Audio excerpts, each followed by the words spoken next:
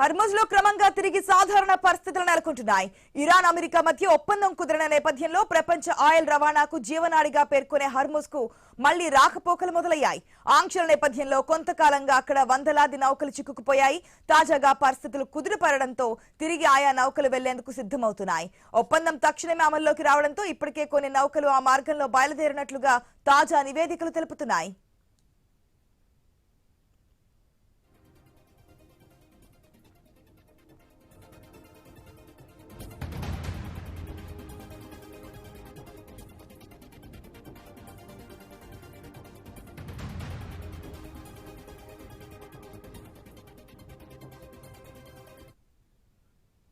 నౌకల రాకపోకలను tracking చేసే వ్యవస్థ windward data ప్రకారం హర్ముజ్ లో సుదీర్ఘ కాలంగా నిలిచిపోయిన నౌకల్లో కొన్ని నిన్న ఉదయమే తమ ప్రయాణాన్ని ప్రారంభించాయి. తొలుత చైనాతో సంబంధం ఉన్న 5 నౌకలు కదిలాయి.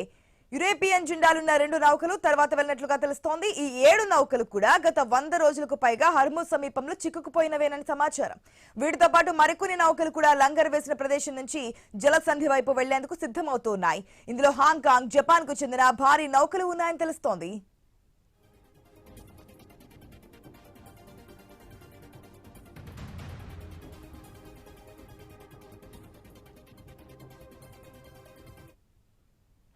కాల్పుల విరమణ ఒప్పందం వ్యూహాత్మక జలమార్గాన్ని తెరవడం లాంటి అంశాలపై విశ్వాసం పెరుగుతుందనడాన్ని తాజా పరిణామం సూచిస్తుందని నౌకల ట్రాకింగ్ వ్యవస్థలు అంచనా వేస్తున్నాయి.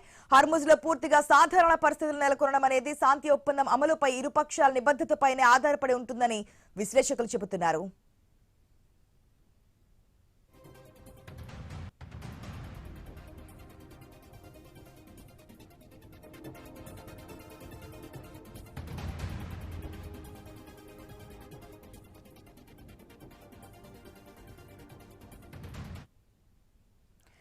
ఏదైతే మనం చూస్తున్నామో ఇరాన్ అదేవిధంగా యుఎస్ మధ్య కుదిరినటువంటి సంతకాలు మనం స్క్రీన్లో కూడా చూస్తున్నాం.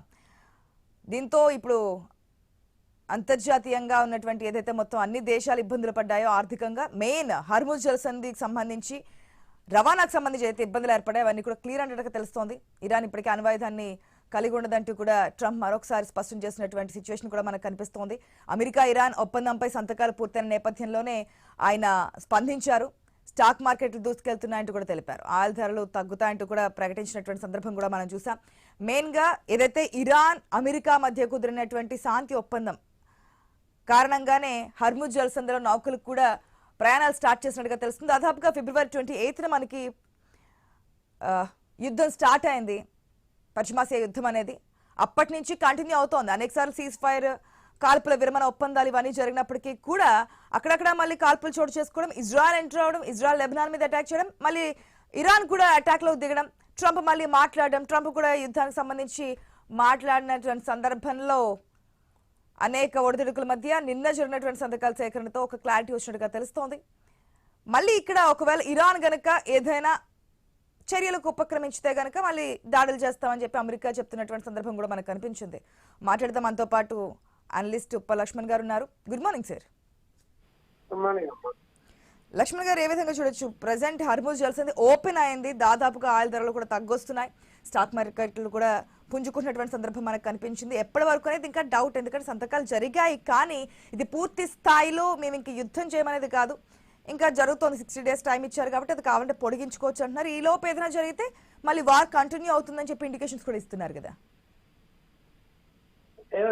జనరల్ గా ఒక మాట అలా అంటారు, అలా ఉల్లంఘిస్తే మళ్ళీ వారు కంటిన్యూ చేస్తామని.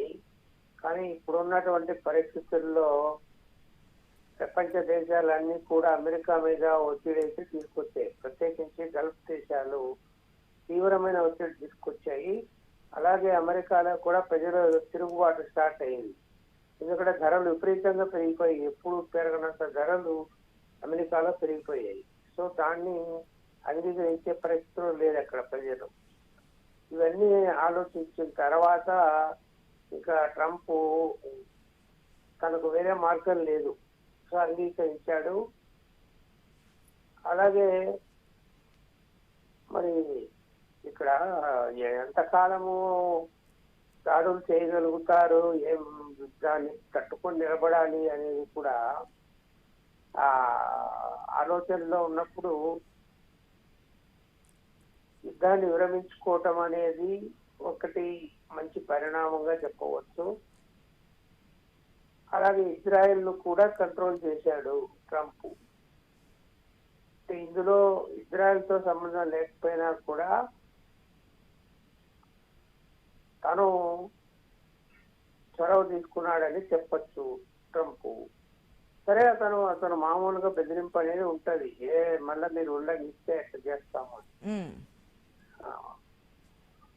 సో ఇప్పటికైతే ఫుల్ స్టాప్ పడినట్టు చెప్పుకోవచ్చు జరిగినటువంటి సంతకాలు. ఫుల్ స్టాప్ పడినట్టేమ్మా, అంత ఈజీగా మళ్ళీ ఇంకా మరి ఇప్పుడు ఏం చెప్తున్నాడు తను, మళ్ళీ మన థ్యాంక్ యూ అండి, thank you so much Lakshman గారు.